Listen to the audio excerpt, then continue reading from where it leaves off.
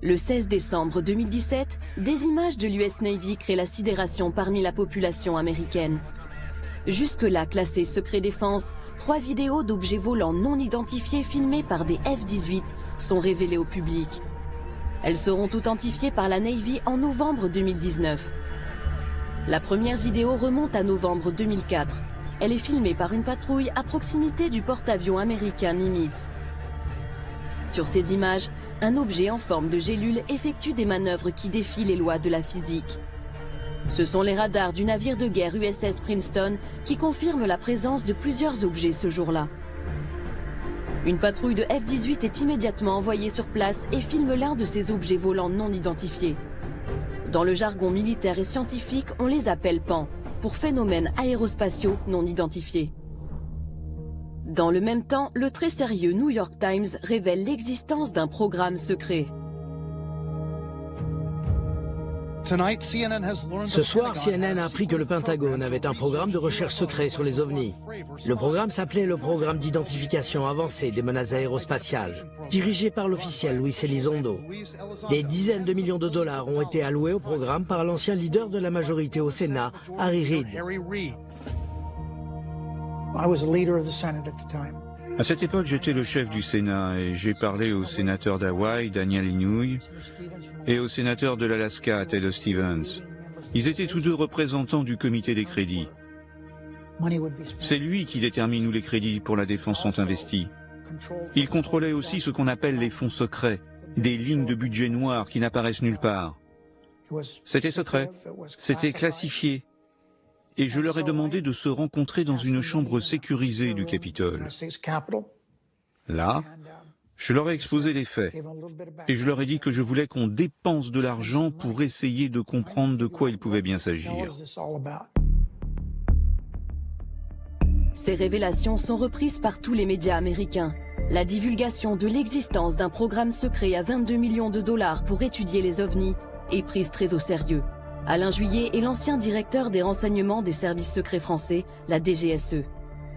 Le fait que ce soit un sénateur américain qui ait demandé, qui ait insisté pour qu'il y ait cette enquête, montre quand même que ça correspond à une vraie problématique. Néanmoins, les Américains, quand ils ont décidé, à la demande du sénateur de faire l'enquête, l'ont faite parce qu'il y avait déjà eu un certain nombre de problèmes sur lesquels les pilotes américains en particulier s'étaient interrogés, je dirais, les pilotes et les autres, en voyant les images de ce qu'ils avaient pu regarder. Aux États-Unis, l'affaire fait grand bruit. Et David Fravor, pilote d'un des F-18 présent lors de l'affaire du Nimitz, témoigne sur CNN à une heure de grande écoute. Tout d'abord, ça n'avait pas d'aile, donc on a pensé que c'était un hélicoptère, mais il n'y avait pas de souffle du rotor sur l'eau, pas de rotor. C'était extrêmement abrupt, comme une balle de ping-pong qui rebondit sur un mur et change de direction. Et sa capacité de planer au-dessus de l'eau, puis de repartir à la verticale de 0 à plus de 12 000 pieds, puis d'accélérer en moins de 2 secondes et de disparaître, c'est quelque chose que je n'ai jamais vu de ma vie. Je crois, comme les autres témoins de ce phénomène, qui ont vu l'objet ce jour-là, qu'il s'agit de quelque chose qui ne vient pas de notre monde. Pour les experts, ce témoignage est hallucinant et légitime les vidéos. Jusqu'ici, les militaires se gardaient bien de donner leur avis. Quelque chose venait de changer aux États-Unis. L'armée des États-Unis a dit OK, on n'a plus besoin de garder tout cela secret. Donc, les pilotes peuvent rapporter ce type de phénomène sans avoir peur pour leur carrière. Dorénavant, ils peuvent rapporter cela à leurs supérieurs. Avant, ils ne pouvaient pas le faire. Mais les Américains ne sont pas les seuls à étudier le sujet de façon sérieuse. À travers le monde, de nombreux pays ont créé des organismes ou des programmes de recherche sur les phénomènes aérospatiaux non identifiés. En France, la commission Sigma 2 examine les cas les plus crédibles comme celui de l'affaire Nimitz. Donc on a essayé de reconstituer ce qui a été observé lors des exercices navals qui se déroulaient entre le Nimitz, Princeton, etc.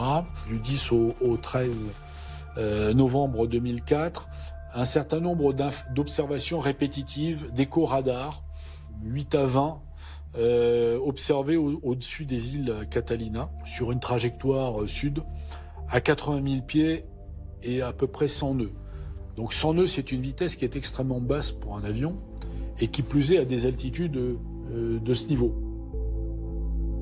Créé en 2013, Sigma 2 est constitué de pilotes de chasse, d'ingénieurs, de militaires et même d'astronautes, dont le français Jean-François Clairvoy. Pierre Bescon, lui, est l'ancien directeur du site de Kourou en Guyane, où sont lancées les fameuses fusées Ariane. Je ne suis pas du tout d'accord avec certains scientifiques, par exemple, qui disent oh, bon, tout ça c'est des bêtises. Non, si on fait des observations qui sont avérées avec des gens qui ont l'habitude d'observer, comme les pilotes par exemple de chasse, qui voient des choses et c'est pas n'importe quoi ce qu'ils ont vu, si on ne comprend pas, on range l'information sur une étagère en attendant d'avoir une compréhension scientifique un peu meilleure de certains phénomènes physiques, en attendant de pouvoir travailler correctement sur le sujet. Mais on ne dit pas c'est des bêtises. De mon point de vue, ça n'a pas de sens. Quand on dit faut-il croire aux ovnis, aux phénomènes aérospatiaux identifiés, le sujet n'est pas là. Il y a des recherches qui se font sur le sujet. ECHO, donc, qui sont répartis de façon uniforme au nombre de 14 sur une distance d'à peu près 100 miles, avec des altitudes variant de 28 000 pieds jusqu'à 500 pieds. Et ces informations donc sont corrélées entre les différents radars. Sigma 2 travaille en étroite collaboration avec le très officiel Centre national des études spatiales français, le CNES, et plus précisément l'une de ses branches, le GEPAN, groupe d'études et d'informations sur les phénomènes aérospatiaux non identifiés. Depuis plus de 40 ans, il tente d'élucider l'origine de certains ovnis. Le GEPAN est à la charge de collecter, d'analyser et d'informer par rapport à des observations qui ont été faites par des témoins sur le sol français.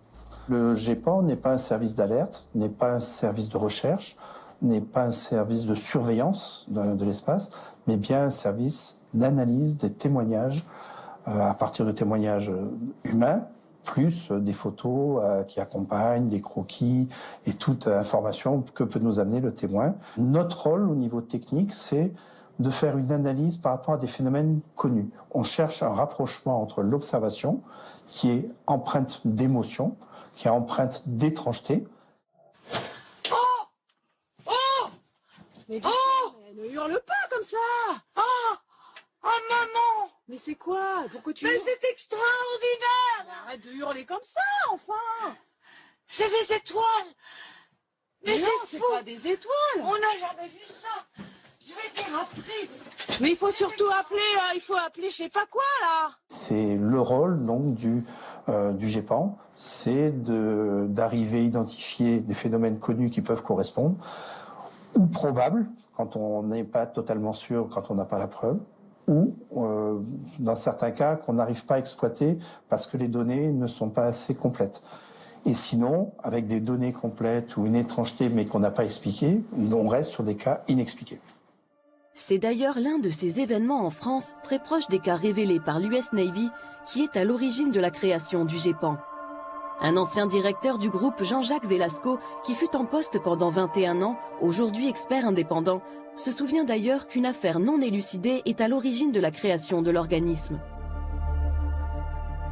En France, en 1951, un cas a sollicité en fait l'intervention de l'armée de l'air.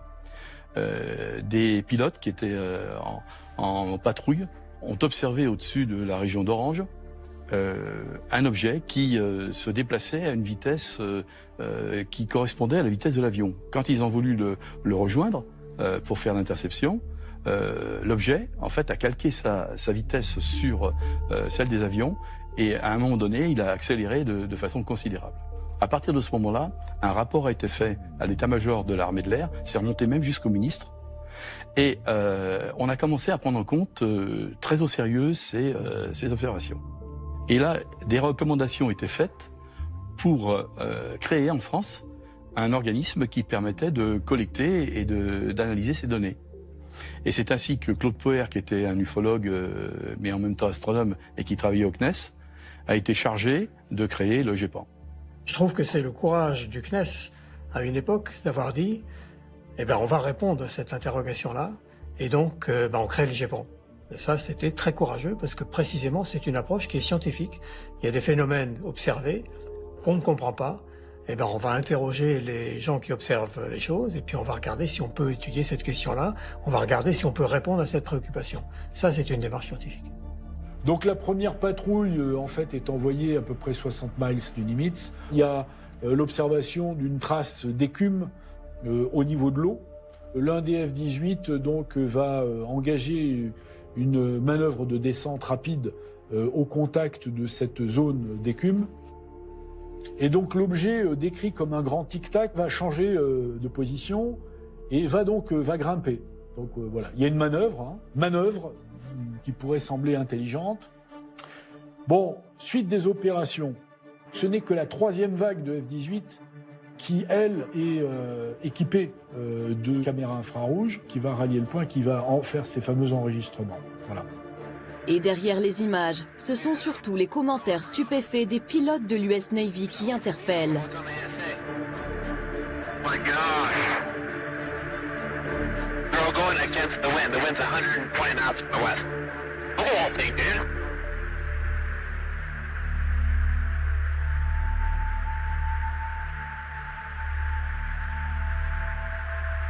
That's not our LNS though, is it? It's not. That is an LNS, dude.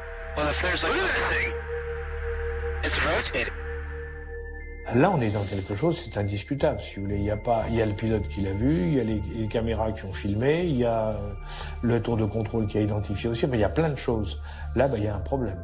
Un certain nombre de cas montrent à l'évidence qu'il y a une interaction vis-à-vis notamment des avions. Et ça, c'est tout à fait démontré. Quand vous prenez le nombre de cas aéronautiques à l'échelle mondiale, de cas officiellement recensés, vous êtes sur un chiffre de l'ordre de à peu près 2000 cas.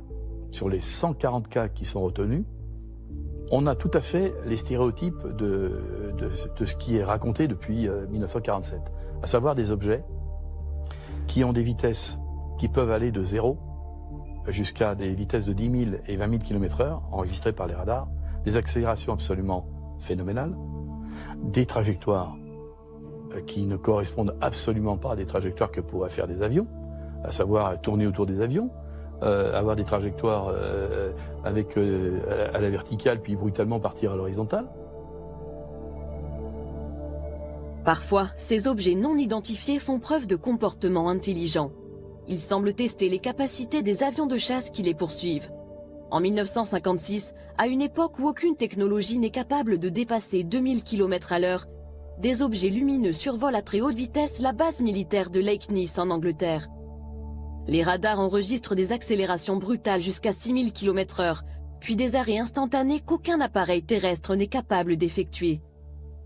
L'un des objets lumineux finit par poursuivre un avion de chasse comme s'il voulait engager le combat. Même la CIA s'est penchée sur l'affaire. L'agence de renseignement l'a révélé en 2006 en rendant publique une partie de ses archives secrètes. Et ce n'est pas le seul cas du genre.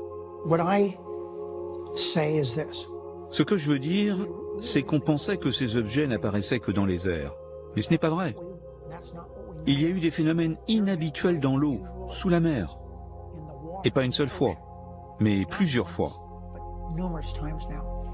Les gens racontent d'étranges phénomènes survenus à des bateaux, interrompant parfois même leur communication radio. Donc oui, je pense que c'est extrêmement important de faire tout ce que l'on peut pour comprendre de quoi il s'agit. Pour preuve, l'un des cas les plus énigmatiques qui ait été soumis à la commission Sigma 2. Il remonte à 2013 et n'a toujours pas trouvé d'explication. Un dossier qui n'est pas totalement clos, qui est un cas d'observation qui est fait au soir du 25 avril 2013 sur l'aéroport d'Aguadilla à Porto Rico. D'abord par le contrôle aérien. Le contrôle aérien relève des échos radars bizarres. Bon.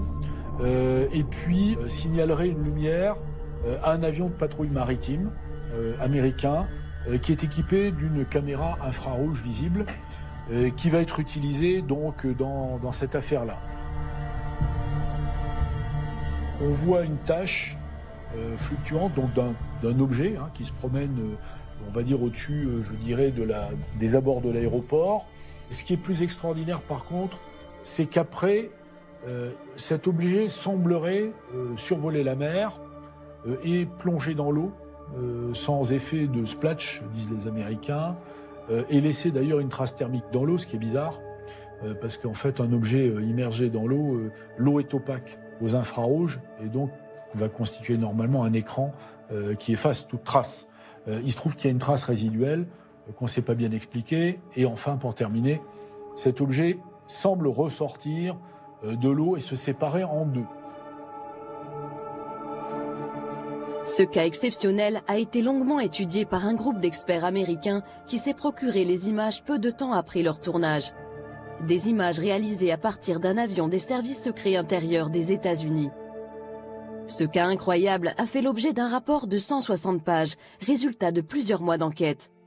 Ses conclusions sont claires, le phénomène reste inexplicable. En particulier, sa capacité à rentrer dans l'eau sans faire de vagues, puis à se séparer en deux, demeure un mystère scientifique et technique.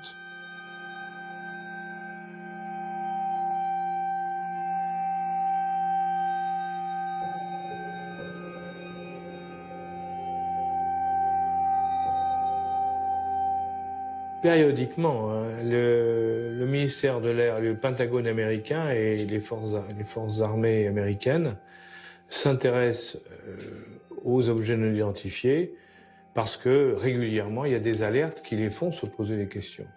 Et pour les militaires, c'est très inquiétant parce que lorsque vous êtes militaire, vous avez besoin de savoir ce que vous avez en face. Donc si vous avez quelque chose que vous ne maîtrisez pas, que vous ne comprenez pas, alors, évidemment, il est logique qu'on essaie de comprendre, donc de lancer des commissions d'enquête et d'essayer de savoir ce qui a pu se passer dans les cas qui ont été observés. Et ces inquiétudes ne datent pas d'hier. Depuis la fin de la Seconde Guerre mondiale, les autorités américaines ont lancé plusieurs commissions d'enquête sur ces phénomènes. En particulier, le projet Blue Book, autrefois dirigé par le célèbre astronome Joseph Allen Hynek. Ce scientifique ne croyait pas aux ovnis. Mais au bout de plusieurs années d'études, il a fini par douter, et même par valider la réalité de ces phénomènes inexplicables. À cette époque, les forces armées américaines elles-mêmes sont déjà contraintes de communiquer sur ces affaires très spéciales. I am here to discuss the so-called flying saucers. The Air Force interest in this problem has been due to our feeling of an obligation to identify and analyze to the best of our ability anything in the air that may have the possibility of threat or menace to the United States. In pursuit of this obligation, since 1947, we have received and analyzed between 1,000 and 2,000 reports. However, there have been a certain percentage of this volume of reports that have been made by credible observers of relatively incredible things. It is this group of observations that we now are attempting to resolve. C'est aujourd'hui exactement la même préoccupation qui anime les autorités américaines. Rien n'a changé. Elles craignent pour la sécurité intérieure. Elles doivent protéger les populations d'une attaque potentielle. Comme dans les années 50, cette interrogation a motivé l'analyse des images filmées par l'US Navy ces dernières années. C'est même la raison d'être du fameux programme A-Type. Il y a eu beaucoup d'événements rapportés. Et la technologie embarquée à bord des avions s'est aujourd'hui beaucoup améliorée. Ils peuvent prendre des photos de ces phénomènes, et on a d'excellentes photos de ces objets. Sont-ils une menace? J'en sais rien. Mais je sais que nous ne pouvons pas juste détourner la tête et faire comme s'ils n'existaient pas, car ils existent.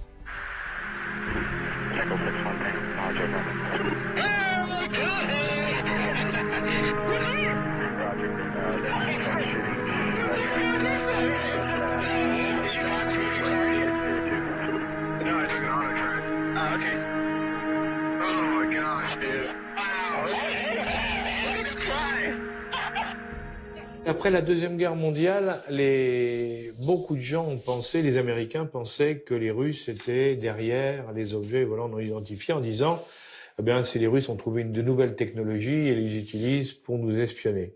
Si c'était un pays, un des pays qu'on cite, les grands pays, si vous voulez, c'est-à-dire les États-Unis, la Russie ou la Chine, depuis le temps qu'il y a eu des incidents, on aurait eu une fuite quelque part qui aurait dit oui, ça correspond à ça. Or, il n'y a eu absolument aucune information qui est sortie là-dessus. confirmant ou infirmant d'ailleurs que c'était des Russes, des Américains ou des Chinois. Donc moi je n'y crois pas. Je pense que c'est autre chose. Autre chose, mais quoi? Si les instances au placé se posent des questions, des civils aussi cherchent. C'est justement la vocation du MUFON. Ce réseau de scientifiques et d'ingénieurs collecte depuis les années 50 une masse de témoignages sur l'ensemble du territoire américain. Il a même une antenne en France. Il dispose aujourd'hui d'un maillage considérable, un réseau d'enquêtes réparti dans chaque État. Le MUFON est pris très au sérieux, y compris par le gouvernement. C'est même l'un de leurs rapports qui a suscité l'intérêt du sénateur Harry Reid et motivé la création du fameux programme ATIP. C'est en se basant sur les données du MUFON que cette information a été utilisée pour justifier au Congrès les fonds pour le programme ATIP. C'est ce qui a été révélé dans l'article en première page du New York Times le 16 décembre 2017 à propos des développements secrets du Pentagone liés aux ovnis. Ce sont les données du MUFON qui ont été utilisées pour justifier la mise en place de ce programme. 10 ans plus tard, quand l'histoire éclate en couverture du New York Times, c'est vraiment, selon moi, le début de la divulgation d'un vrai phénomène. Et c'est pourquoi les gens y prêtent vraiment attention. Divulgation. Le mot est lâché. Cette révélation est-elle involontaire ou organisée? En effet, depuis le 16 décembre 2017, des officiels militaires ou politiques font des apparitions régulières dans les médias. Opération de communication, ça c'est indéniable. On peut difficilement imaginer qu'aux États-Unis, des militaires, des anciens du Pentagone, etc., communiquent de façon totalement libre, débridée, sans qu'il y ait eu, je dirais, un certain cadrage. À partir du moment où vous avez une campagne de communication par des professionnels et qui explique effectivement ce genre de choses, le moins qu'on puisse dire, c'est qu'au minimum, c'est une sensibilisation de la population américaine. Au minimum. Hein. Ça peut être aussi la préparation à une nouvelle réalité, c'est-à-dire qu'un jour, on leur dise, ben oui, ça existe, et voilà comment c'est. On les aura préparés à ça. Imaginez simplement qu'on nous dise, écoutez, maintenant on est sûr de nous, on a la preuve que notre monde est également visité par d'autres mondes, où il y a des passages entre plusieurs mondes qui se font, autant vous dire que ça va quand même créer un vrai problème au niveau, ça va faire réfléchir beaucoup de monde, parce que ça veut dire qu'on rentre dans autre chose. Et une problématique où il y a effectivement, il y a des risques qu'on ne maîtrise absolument plus. A priori, ils sont gentils, mais on n'en sait rien, et de toute manière, on ne maîtrise rien. Alors, donc là, donc ça veut dire qu'on est avec quelque chose qu'on ne maîtrise pas. Or, vous savez que l'être humain, et surtout aujourd'hui, déteste se trouver dans une situation où il ne maîtrise pas, il ne contrôle pas la situation. C'est visiblement ce que pensent aussi les experts américains du MUFON. Paul Hynek est très bien placé pour le savoir. Il est le fils du directeur du fameux programme Blue Book qui fut dirigé par Joseph Allen Hynek dans les années 50 et 60. Il baigne dans les rapports depuis son enfance. Il perçoit lui aussi une véritable rupture dans la politique de communication des autorités américaines. La divulgation de l'existence du programme ATIP, programme d'identification avancée des menaces aérospatiales, et la divulgation récente de ce que la marine a vu et a admis avoir vu sur une période de plus de 9 mois, tous les jours des ovnis, et ils ne peuvent pas les expliquer, et ils ont bien franchement besoin d'aide. Donc il me semble, et mon ami Richard Dolan est très convaincant dans ses présentations qui ont mené à ce qui pourrait être une grande divulgation. Il me semble, dans les activités récentes du gouvernement américain, que le gouvernement essaye d'habituer la population à la possibilité d'une grande révélation.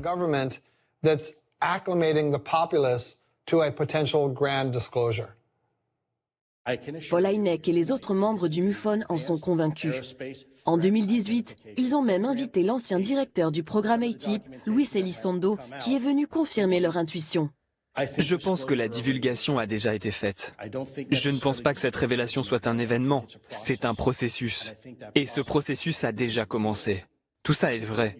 C'est pour ça que 22 millions de dollars d'impôts ont été dépensés. Ça fait beaucoup. Mais à quoi ont vraiment servi ces 22 millions ? Comment élucider le mystère de ces phénomènes aérospatiaux non identifiés ?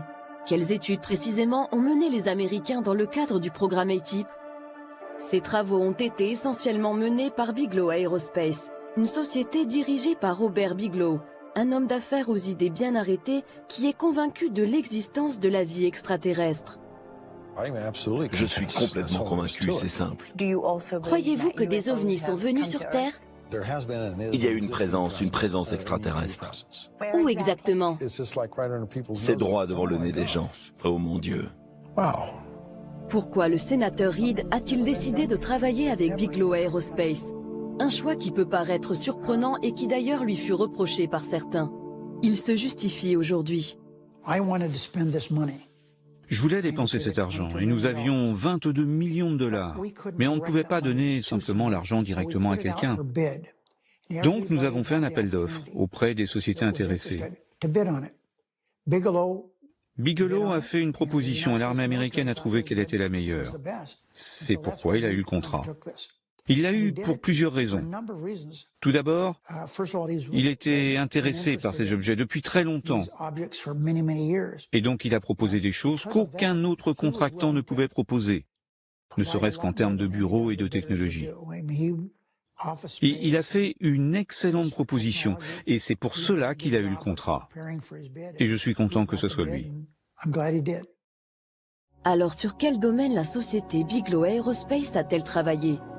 Sur ce document récemment déclassifié de la DIA, le département du renseignement militaire américain, on découvre les recherches menées par la firme.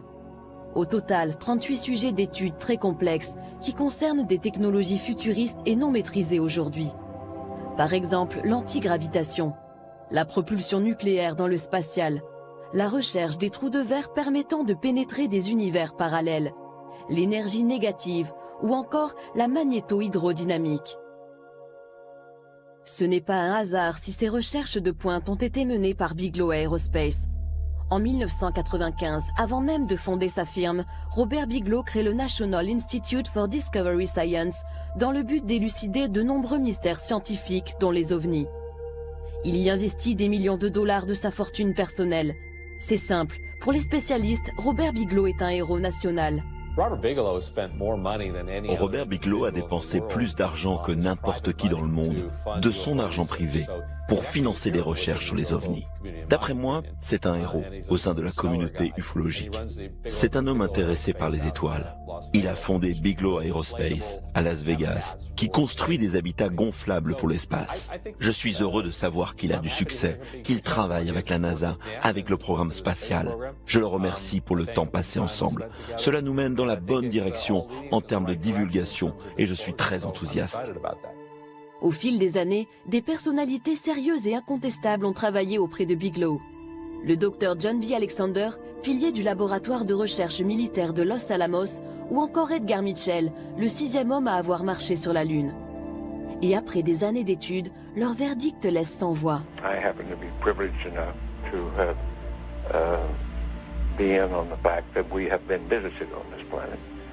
And the UFO phenomenon is real, although it's been covered up by our governments for quite a long time. Whoa! Hang on a minute. Well, this is big. Whoa! This is all of this is quite a shock to me. Well, I'm sorry you haven't been reading the papers recently. It's starting to open up quite a bit. So you're telling me? Well, there's a lot of information to take on board. Hang on a minute. I mean, listen. I've heard. Crazy UFO nuts tell me this kind of thing before. I've never had Dr. Ed Mitchell, the sixth man to walk on the moon, a respected scientist in his own right, announce to me that we've been visited by aliens from other planets and that they definitely are out there. There's no debating it. Well, that's the first time you've ever talked to me, or I've told you about it before.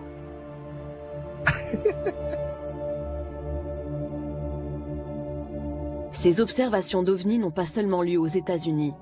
Certains dossiers, y compris en France, continuent de bousculer les certitudes des esprits les plus rationnels. Et nous poussent à nous poser sérieusement la question, sommes-nous visités par une intelligence non humaine ?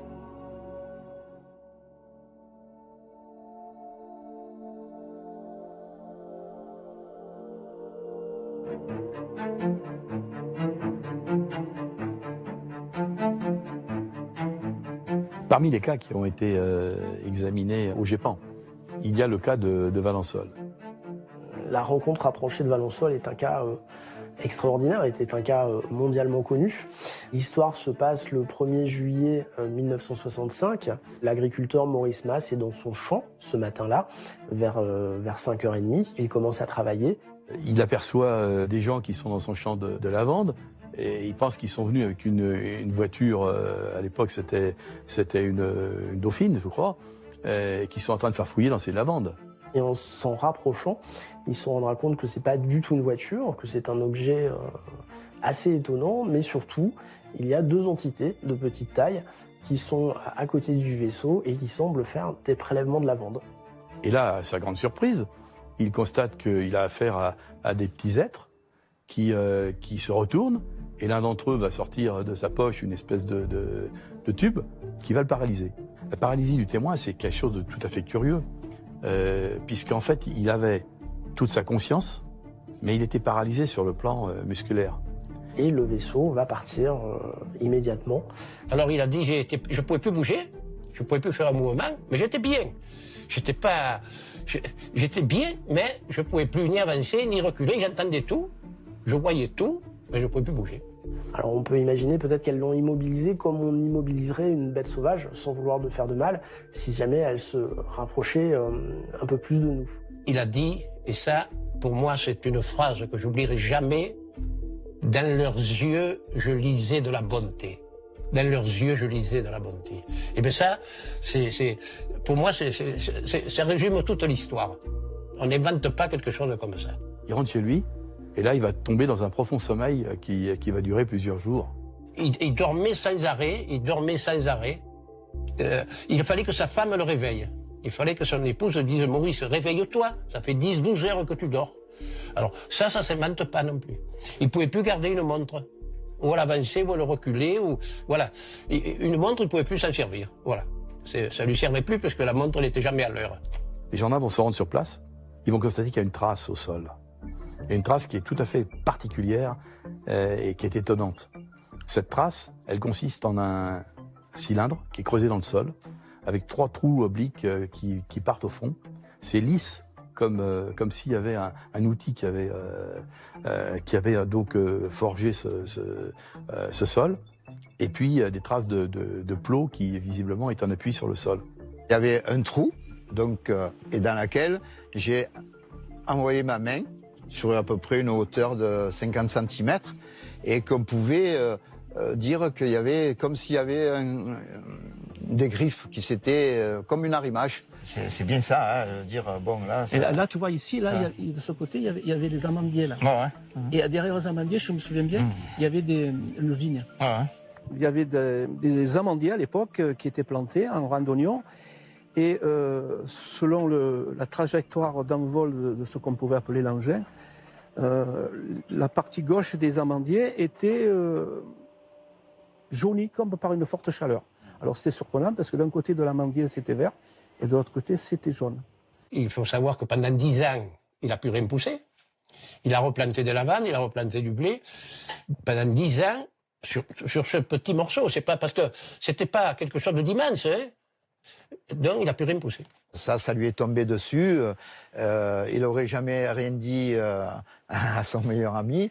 Peut-être que l'histoire se serait arrêtée là, quoi. Il aurait emporté avec lui. C'est la presse qui est arrivée, puis la presse locale, puis la presse régionale, puis nationale et internationale. Et à partir de ce moment-là, le monde entier est arrivé. Le petit village de Valençol est en émoi depuis 48 heures avec l'apparition d'une soucoupe volante. Je me trouve au Café des Sports de ce charmant petit village. Il fait très chaud, les joueurs de belote s'en donnent à cœur joie. Dites-moi, messieurs, le principal témoin de l'affaire, M. Masse, est parti en vacances. Est-ce que quelqu'un pourrait me raconter quelque chose? Est-ce qu'il y a quelqu'un qui a vu ou à qui on a raconté quelque chose? Allez, M. Moisson. Le patron de l'établissement, M. Moisson.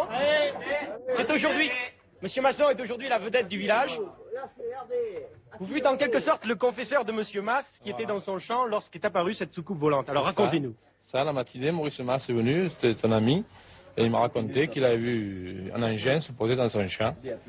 Et oui. Il m'a dit de ne pas en parler, vu qu'il serait peut-être embêté. Ou... Et vous avez pu garder le secret combien de temps? Jusqu'au lendemain. Et le lendemain... Le matin, tout le monde, enfin, on a un peu parlé et tout le monde prend ça, est venu. Tous les journaux de la région, sont venus, voilà. Rien s'est posé là-dessus. Les empreintes sont très visibles. Sont très visibles, oui. Et ce n'est pas quelque chose qui peut être fait par des amateurs? Non, par aucun appareil connu, je ne crois pas. Est-ce que M. Mass est une personne qui s'amuse à faire des blagues de temps en temps? Non, moi, là j'ai eu l'impression que vraiment il a dit la vérité parce que vraiment il était un peu émotionné de l'engin qu'il avait vu. Hein. Cette affaire, elle a suscité beaucoup de réactions.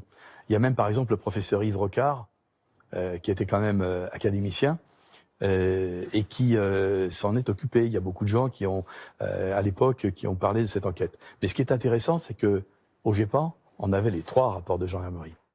Le GEPAN classe aussitôt ce dossier stupéfiant parmi les cas les plus inexplicables qui lui ont été soumis. Même le père de la bombe atomique française, Yves Rocard, se penche longuement sur l'affaire. Et justement, le nucléaire semblerait avoir un lien très étroit avec le phénomène. Les tests nucléaires, il faut le savoir, c'est quelque chose quand même qui est effrayant, parce que 540 bombes nucléaires ou thermonucléaires qui ont été balancées dans l'atmosphère, c'est énorme. Et ça correspond, dans la période entre 1960 et 1961, à une explosion tous les 3 jours, faite par les Américains ou les Soviétiques.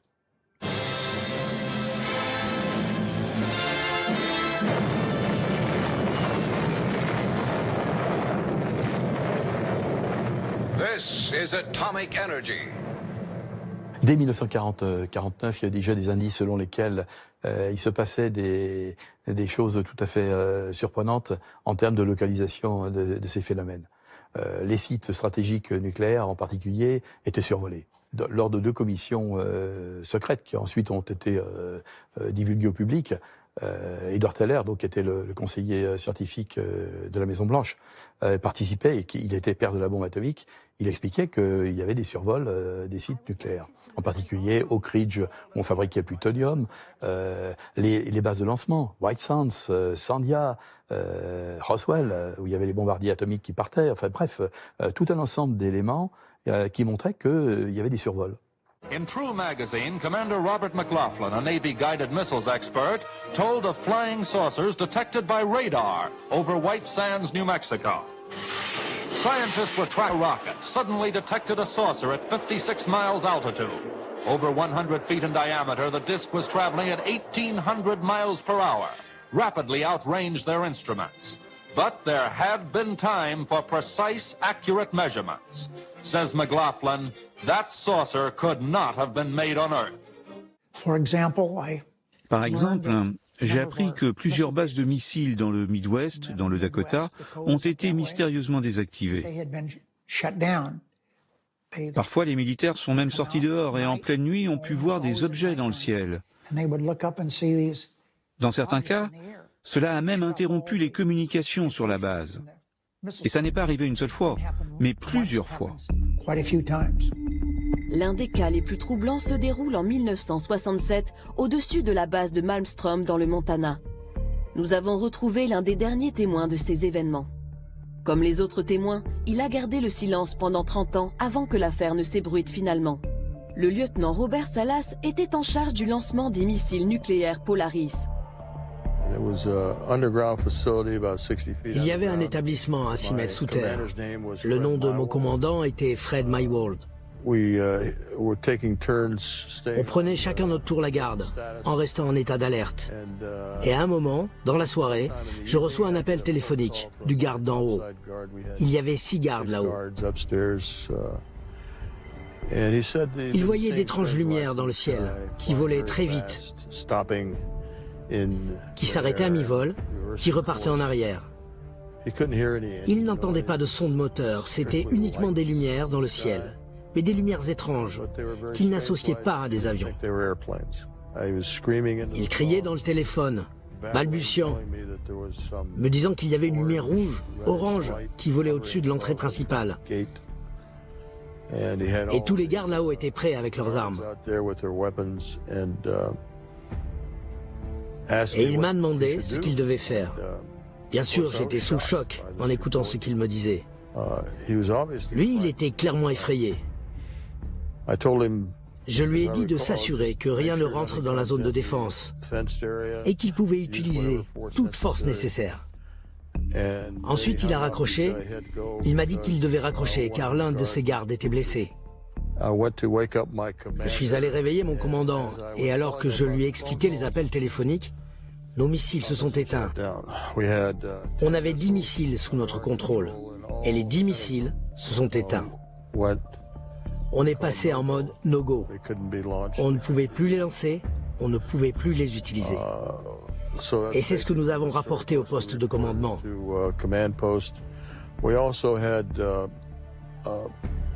On a aussi eu des alertes lumineuses qui indiquaient qu'il y avait eu des incursions dans les silos de lancement qui étaient situés à environ 1 mile de nous.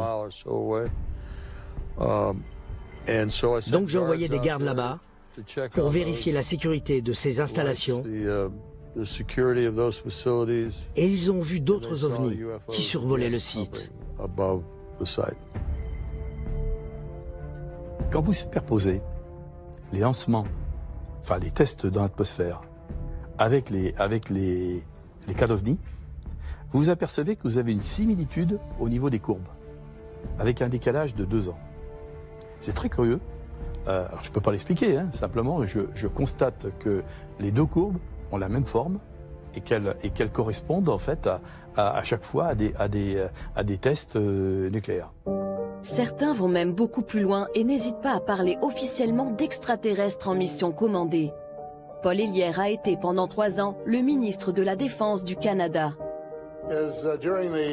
Pendant la guerre froide en 1961, il y a eu environ 15 ovnis en formation qui ont volé de la Russie vers l'Europe et le commandant suprême des Alliés était très inquiet.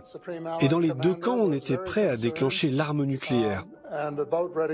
Et puis les ovnis ont changé de direction pour retourner vers le pôle Nord.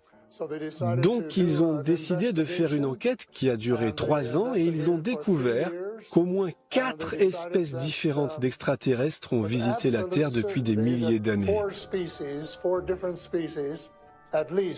Donc nous avons une longue histoire avec les ovnis.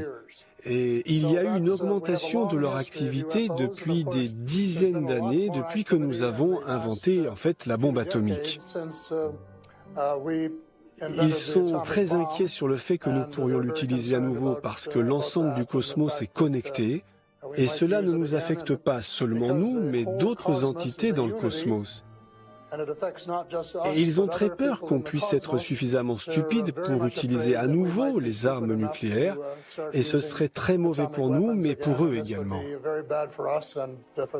Lui, il dit clairement, les extraterrestres existent, ils sont là, ils sont venus nous empêcher, etc. Moi, j'en suis pas là. Je dis simplement qu'il y a des phénomènes, des objets qui sont contrôlés et qui nous mettent en face d'un certain nombre de choses. Est-ce que c'est un signal? Je dirais simplement sur le plan scientifique, pour que les choses soient très claires.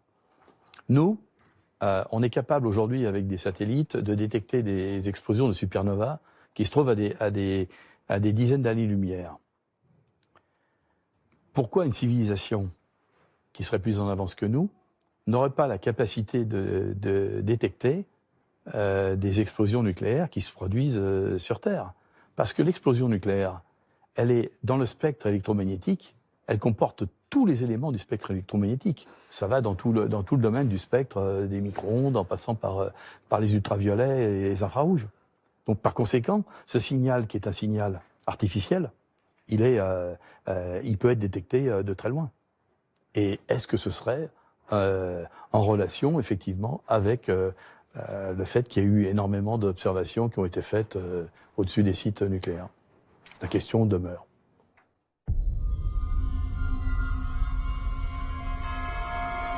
En 2012, en France, le journaliste David Gallet filme des parapentistes à proximité de la centrale nucléaire de Cattenom en Moselle.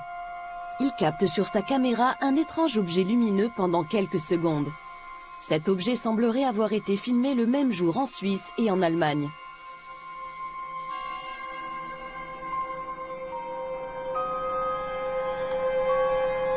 Qu'est-ce que c'est que ce truc?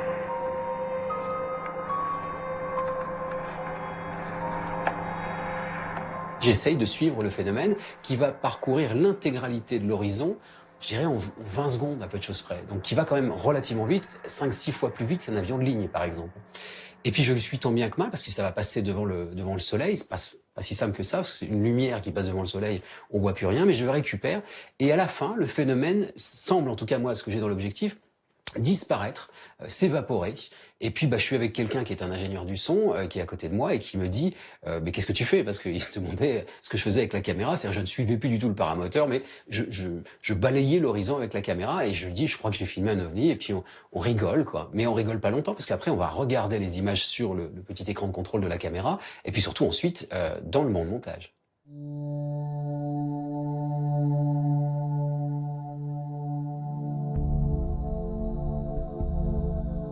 Toujours en France, Michael Vaillant, expert data consultant auprès du GEPAN depuis plus de 12 ans, fait clairement le lien entre apparition d'ovnis et survol d'installations civiles et militaires en France dans une étude qu'il a publiée sous l'égide de l'Université de Toulouse.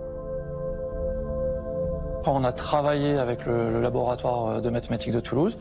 On a fait une étude mathématique en 2015 qui a permis de montrer qu'il y avait une significativité statistique importante entre la répartition des phénomènes inexpliqués et les centrales nucléaires, mais aussi avec les sites pollués. Alors on peut s'interroger effectivement sur la nature de l'intelligence qui est responsable de ces observations, s'il y a une intelligence, parce que ça peut être encore une fois des phénomènes naturels, hein. Et s'il y a une intelligence, elle peut être peut-être endogène, peut-être exogène, toutes les pistes sont ouverte évidemment. Quand on dit endogène, c'est au sens, ça peut être terrestre, ça peut être une surveillance par des pays étrangers qui s'intéressent par exemple à l'état de nos technologies, de nos sites nucléaires. Et peut-être exotique, peut-être une surveillance. On peut entendre par exotique des intelligences que l'on n'a pas identifiées mais qui peuvent être sur Terre, des groupes. On peut imaginer effectivement des extraterrestres si on voulait. C'est probablement l'hypothèse la plus extrême à ce stade.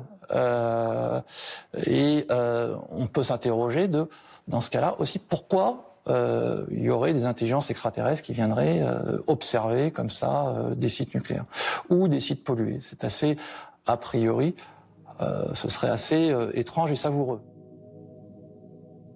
Que ce soit pour surveiller les humains qui jouent avec le feu nucléaire ou pour toute autre raison, ils sont désormais de plus en plus nombreux, politiques, ingénieurs, chercheurs, à oser parler clairement d'une intelligence non humaine.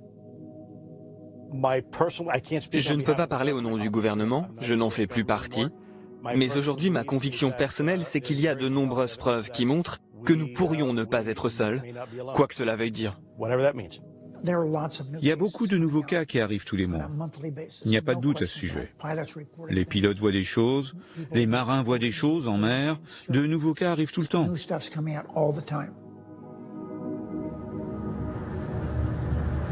Look, nothing in the sky at all. Then all of a sudden, bam! What is that?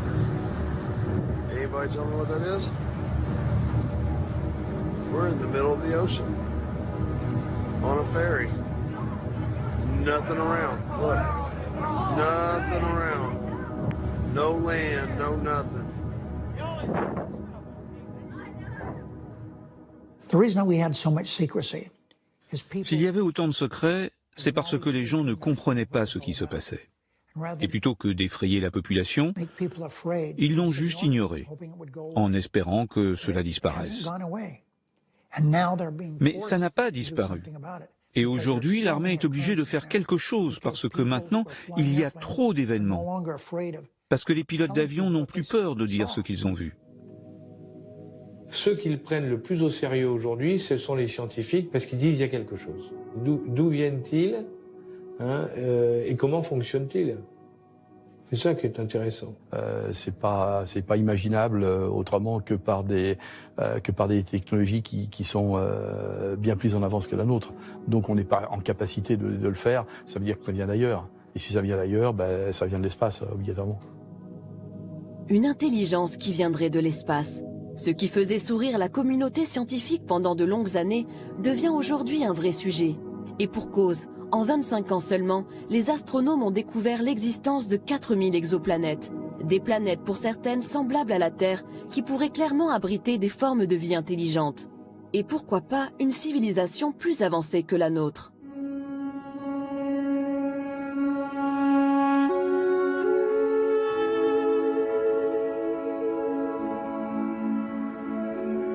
Avi Loeb est le directeur du département d'astrophysique de la prestigieuse université d'Harvard.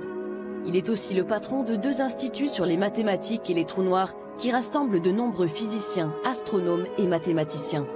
Autant dire que c'est l'un des chercheurs les plus sérieux et respectés au monde dans son domaine.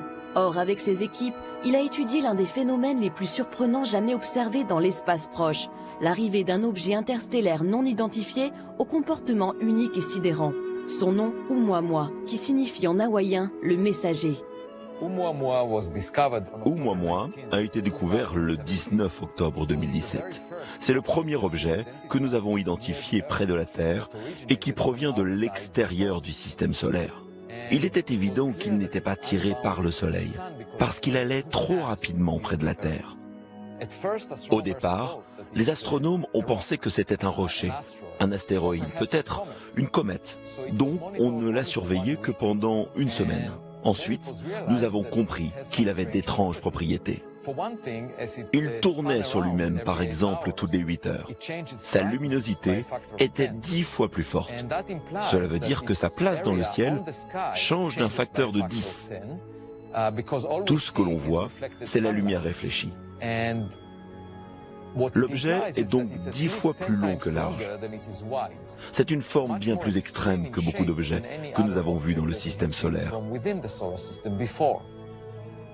Le mois suivant, les astronomes l'ont observé un peu plus, sans y prêter trop attention. Et au mois de janvier, elle était trop mince pour être observée. Mais les observations prises plus tôt ont été analysées. Et là, on a réalisé qu'en fait, Oumuamua a dévié d'une orbite qui est orientée seulement par la gravité du Soleil. Il y a eu une force supplémentaire qui l'a poussé loin du Soleil.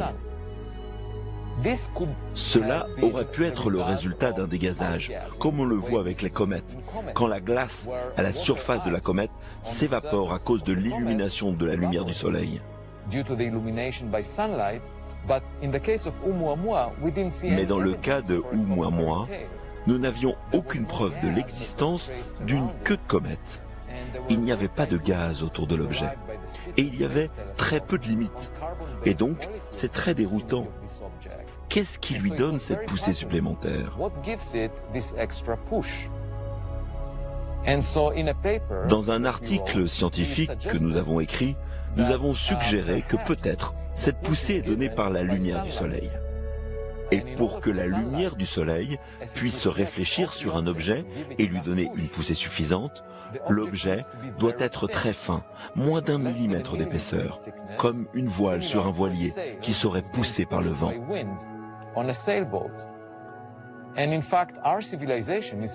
Notre civilisation développe actuellement la technologie des voiles solaires, où l'on utilise la lumière des étoiles pour naviguer. Et le résultat, c'est que lorsque la lumière vient rebondir sur la voile, cela lui donne une poussée qui peut l'amener à de très grandes vitesses, potentiellement jusqu'à la vitesse de la lumière. Donc, dans l'article, nous disons qu'il est possible qu'il s'agisse d'un dispositif qui a été fabriqué de manière artificielle et qui a été envoyé par une civilisation extraterrestre. Nous avons mentionné cela comme une possibilité, simplement parce que l'explication alternative, qu'il s'agit d'une comète, est incompatible avec les données.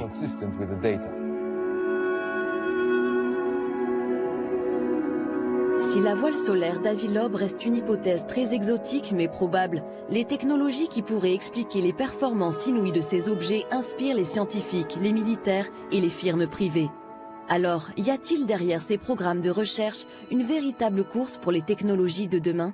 Alors, la technologie qui est utilisée par ces engins, apparemment en tout cas, est une technologie que nous ne maîtrisons pas. Parce qu'il est évident que si on trouvait la solution qui permet à un engin non identifié de se balader à vitesse zéro à vitesse extraordinaire et à évoluer n'importe comment, il est évident que ça intéresserait tout le monde. Parce que ça changerait le rapport à l'aviation de chasse, hein, entre autres. Après tout, si on trouve quelque chose, ça peut aider la défense française. Donc on est toujours dans la même logique de dire, si on trouve quelque chose, ça peut nous aider à comprendre le phénomène et pourquoi pas à en tirer parti. Alors la firme Bigelow et le fameux programme américain à 22 millions de dollars avaient-ils pour but d'élucider ces phénomènes et technologies inconnues pour en tirer parti? Le sénateur à l'origine du programme semble l'affirmer. Est-ce que je pense que la technologie, le programme pour lequel nous avons dépensé de l'argent a aidé? La réponse est oui. Avons-nous des réponses? Oui, nous en avons, mais pas tant que ça. Moi, je m'intéresse à la science, et je pense que nous devons connaître l'origine de ces phénomènes. D'où viennent-ils? Et je pense également que nous devons être compétitifs. D'autres pays, dont la France, ont fait le travail en essayant de comprendre tout cela. Et je suis à peu près certain que la Chine également. Ainsi que la Russie, qui est dirigée par un ancien responsable du KGB, je suis certain qu'ils ont aussi fait le travail. C'est pourquoi je pense qu'aujourd'hui, nous devons le faire, ce travail, nous, les États-Unis.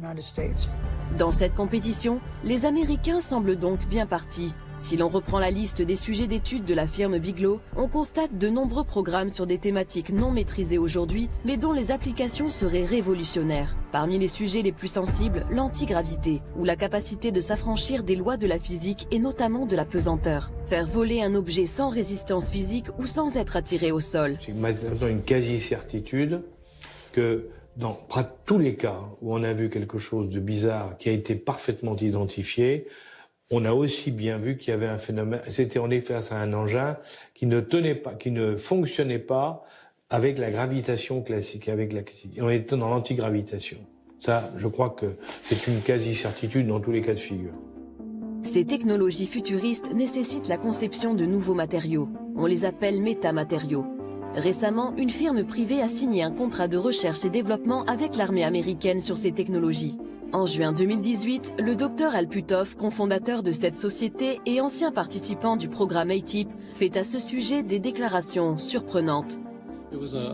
C'était un échantillon multicouche de bismuth et de magnésium. Cette couche de bismuth est plus petite qu'un cheveu humain. L'échantillon de magnésium fait 10 fois la taille d'un cheveu humain. Il a potentiellement été récupéré durant le rapatriement d'un véhicule spatial avancé qui se serait écrasé. À Las Vegas, au mois de juin 2018, le physicien Al Puthoff a laissé entendre que cet étrange objet de métamatériaux venait d'un crash d'OVNI. Mais il n'en est pas sûr. Puthoff et son collègue, le docteur Eric Davis, sont sur le point d'identifier un ensemble de petites pièces qui semblent au-delà de tout ce que l'humanité peut fabriquer. Cet échantillon a été créé par des couches plus fines que des microns, via un processus inconnu sur Terre et dans un but que nous pouvons seulement supposer. Aucune preuve a été trouvée que quelqu'un ait déjà créé quelque chose comme ça. Quand on en parle à des gens du domaine de la création de matériaux, ils disent qu'ils ne savent pas pourquoi quelqu'un voudrait créer quelque chose comme ça. Il n'est donc plus seulement question de comprendre l'origine des ovnis, mais bien d'en tirer parti. Ces métamatériaux présenteraient ainsi des propriétés exceptionnelles qui pourraient s'avérer très utiles et très rentables. Ils ont des métamatériaux. J'ai vu les photos. J'en ai parlé avec eux. Ils essaient de comprendre comment ça fonctionne. Il semblerait que si l'on envoie une fréquence dans ces matériaux, ils l'évitent. Enfin, c'est ce que l'on m'a dit. Je ne l'ai pas vu, je ne connais pas les détails, mais ils essayent de comprendre exactement comment ils ont été fabriqués. C'est un matériel créé avec du bismuth et c'est stratifié. Donc, c'est nouveau pour nous. Et on essaye de comprendre comment cela fonctionne. Ces savoir-faire pourraient aussi nous permettre de résoudre l'équation écologique et lutter contre le réchauffement climatique. L'énergie et le système de propulsion sont tout de suite deux choses. Parce qu'il semble y avoir ce potentiel alléchant d'énergie illimitée, gratuite, sans impact écologique qu'on pourrait se procurer. Que ce soit l'antigravité ou quelque chose même au-delà de la propulsion photonique, la téléportation ou quelque chose comme ça. Donc nous pourrions maîtriser l'univers physique comme on ne peut même pas l'imaginer aujourd'hui. Cela nous propulserait au-delà des combustibles fossiles, de l'énergie solaire et de l'énergie nucléaire vers une énergie illimitée et abondante pour tous. Ce qui peut faire des choses loin au-delà de ce que nous pouvons faire maintenant. Maîtriser de nouvelles technologies, apporter des solutions écologiques radicales, de véritables défis pour tous les gouvernements, mais aussi un enjeu pour l'humanité. La question fondamentale est sommes-nous seuls? Et la seconde question, si nous ne sommes pas seuls, sommes-nous les gars les plus intelligents du coin? Il pourrait y avoir des civilisations qui sont beaucoup plus avancées que nous. Et il pourrait avoir des technologies que nous pourrions peut-être développer, mais dans longtemps. Si on établit des contacts, ou on voit des preuves de ces civilisations, ce sera un choc pour nous. Ce serait comme un homme des cavernes qui regarde un téléphone portable et essaie de l'interpréter comme un caillou. Une civilisation technologiquement très avancée, c'est presque l'équivalent de Dieu. Elle peut faire des choses qu'on ne peut même pas imaginer. Nous pourrions apprendre beaucoup d'une telle rencontre. Nous pourrions aussi développer une certaine modestie, parce que pour le moment, nous pensons que nous sommes les plus intelligents. Et en fait, dans l'histoire de l'humanité, nous pensions que nous étions au centre de l'univers physique, que le Soleil tournait autour de la Terre.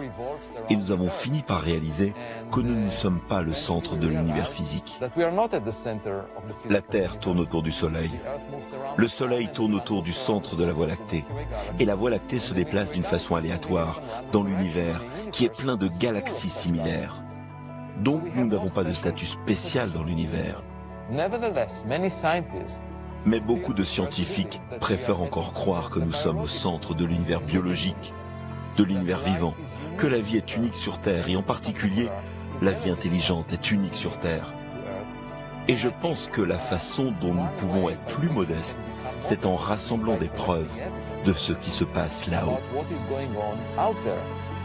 De l'infiniment grand à l'infiniment petit. Du visible à l'invisible, l'univers est encore pétri de mystères. Mais si l'hypothèse d'une intelligence non humaine venue d'autres planètes est la plus souvent avancée, d'autres théories émergent mêlant espace-temps ou univers parallèles. Philippe Guillemant est un ingénieur physicien au CNRS. Il a consacré sa vie à l'intelligence artificielle et à la physique théorique.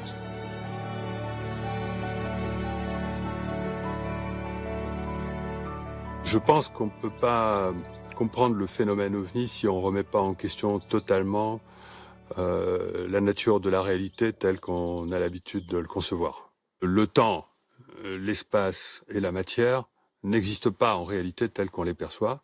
Ce sont des constructions de la conscience à partir d'un champ d'information immensément plus vaste que ce qu'il est coutume d'appeler la matière ou l'espace-temps. C'est également le point de vue du célèbre astronome et spécialiste des ovnis, le docteur Jacques Vallée, un Français parti vivre aux États-Unis qui a collaboré avec le célèbre professeur Hynek du projet Blue Book. Il défend lui aussi un nouveau regard sur la physique.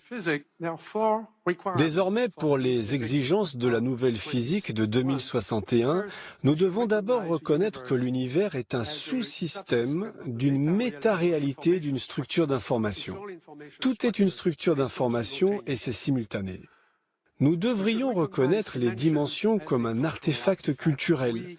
Nous créons les dimensions car nous avons de petites bibliothèques, des coordonnées X, Y et Z, mais nous n'avons pas besoin d'élan physique.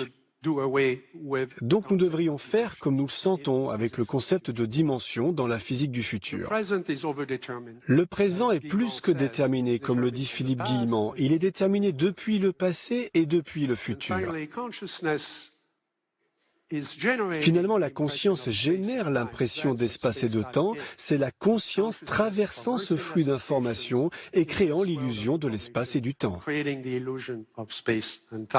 Jacques Vallée a également travaillé avec le docteur John B. Alexander, ancien colonel de l'armée américaine qui était impliqué dans divers programmes de recherche militaire sur le paranormal. Avec Vallée, ils ont été tous deux embauchés par le milliardaire Robert Bigelow dans les années 90, lorsque celui-ci a fondé le National Institute for Discovery Science pour étudier les ovnis et les expériences de mort imminente. Selon moi, il y a une interrelation entre tout et entre bien des phénomènes. Et un des problèmes quand on étudie les ovnis, c'est qu'on a tendance à isoler les paramètres prématurément. Comme vous le savez, je me suis intéressé aux expériences de mort imminente. J'ai fait un doctorat sous la direction du docteur Elizabeth Kubler-Ross. J'ai été impliqué dans la visualisation à distance, dans la psychokinèse, la marche au feu, la cryptozoologie, peu importe le domaine. J'ai travaillé avec beaucoup de chamans dans le monde. Selon moi, ces choses sont interreliées et la conscience humaine en fait partie. Oui, on rentre dans la spiritualité. Et quand on mélange science et spiritualité, ça rend les gens très nerveux. Il y a dans ce phénomène une interaction entre la physicalité et la conscience qui est absolument fondamentale. Concernant les ovnis, il est commun de dire que ces technologies ont des milliers d'années d'avance sur les nôtres. Mais ce qu'on réalise, c'est que ce n'est pas vrai. On observe que c'est en avance sur nous, mais pas au-delà de votre capacité de la croire et de la comprendre. On croit que ce sont des choses qu'on aura dans 1000 ans, et elles sont là au bout de 50 ans. Et c'est systématique dans les observations liées aux ovnis. Je vous donne un exemple précis d'un cas rapporté par Jacques Vallée, au début des années 1900, dans l'État de Washington.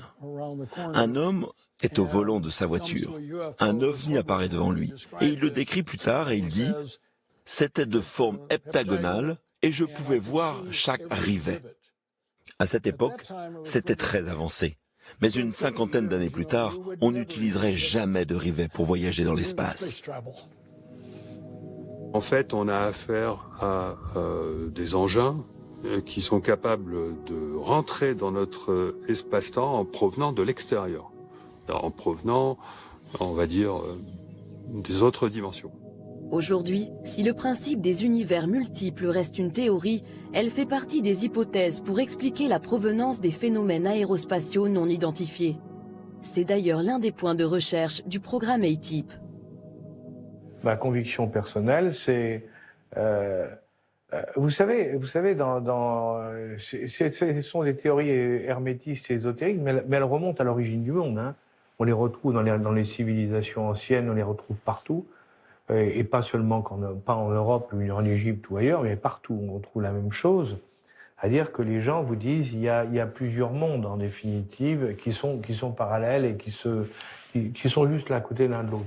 Il n'y a pas que le monde, notre monde à nous, le monde que nous percevons nous n'est pas le seul monde. Il y a plusieurs mondes qui s'interpénètrent. Après tout, c'est aussi la possibilité d'être quelque chose qui sort d'un autre monde et qui interpénètre le nôtre à un moment donné et pour un moment très court. Ça, c'est parfaitement possible. Si cette réalité existe, pourrons-nous l'appréhender concrètement? Entrer en contact avec une éventuelle intelligence venue d'ailleurs? Michael Vaillant a travaillé sur les différentes vagues d'observation des ovnis dans le passé.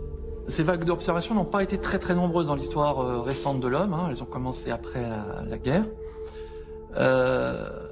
Elles ont eu lieu sur de grandes régions du globe, à l'échelle des États-Unis par exemple, ou de l'Europe.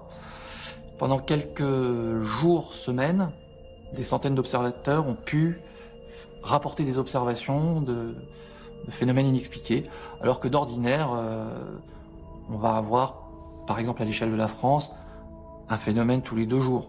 Alors c'est déjà beaucoup, mais dans ces cas-là, c'est sans commune mesure. Jacques Vallée et d'autres scientifiques ont proposé ce qu'ils appellent une théorie du contrôle, c'est-à-dire que ce serait peut-être des intelligences extérieures qui seraient à l'origine de ces phénomènes, qui contrôleraient l'organisation de ces vagues. Et il y avait derrière cette idée de théorie du contrôle, l'idée d'une théorie de l'apprentissage. Peut-être que le phénomène apprend à l'homme sa présence. C'était un peu l'idée. Il y a des méthodes qu'on appelle méthodes d'apprentissage espacées dans le temps, qui vous permettent de réaliser un apprentissage, effectivement, à l'échelle d'un individu, pas d'une société, et qui vont vous permettre d'économiser l'énergie et le temps que vous allez passer pour apprendre une notion. C'est-à-dire, je suis très feignant, je veux apprendre une liste de mots, et je veux économiser mon énergie, plutôt que de répéter bêtement cette liste de mots de façon séquentielle tous les jours, je vais petit à petit espacer le temps entre mes apprentissages. Et ça suit, à ce moment-là, une loi de puissance, qui est une loi on mesure à l'échelle de l'homme, qui en général est une loi en puissance de 2. C'est-à-dire le temps qui va augmenter de façon à doubler à chaque fois qu'on va vouloir refaire un apprentissage. 1, 2, 4, 8, 16, 32, etc. Et on observe ce schéma, dans certaines de ces vagues d'observation, c'est-à-dire que certaines de ces vagues d'observation sont très précisément reliées par une loi en puissance de 2,04, même précisément. Et cette précision est si importante qu'on peut se poser la question de est-ce que on peut donner une date sur la prochaine des vagues. Voilà. Et la prochaine, en l'occurrence, puisqu'on attend, il se passe plus grand-chose aujourd'hui, nous mènerait en octobre 2035. Alors, c'est pas tout de suite, mais c'est pas non plus dans très longtemps. On est là sur un domaine qui est très très compliqué, qui est rejeté bien sûr, par les gens, les apôtres du progrès, je dirais mathématique et cartésien. Mais est-ce qu'on n'aura pas des surprises dans le futur? Ça, c'est autre chose. Si les autorités américaines ont encore des choses à révéler, qu'elles le fassent, parce que je pense que les gens sont peut-être prêts à recevoir cette information. Je pense sans aucune hésitation que les recherches scientifiques sur ces objets volants non identifiés sont vraiment bonnes pour l'humanité. Pas seulement pour les États-Unis, mais pour le monde entier. Je pense que s'il n'en tenait qu'à moi, ce que je ferais avec les autres pays travaillant là-dessus, eh bien, c'est de se rencontrer et de partager les informations. Que les États-Unis partagent avec la France, la Chine, la Russie, nous devons le faire parce que c'est quelque chose qu'on ne comprend pas. On doit travailler ensemble et rendre ces informations publiques et les partager. C'est important, pas seulement pour notre pays, mais pour toute la civilisation humaine.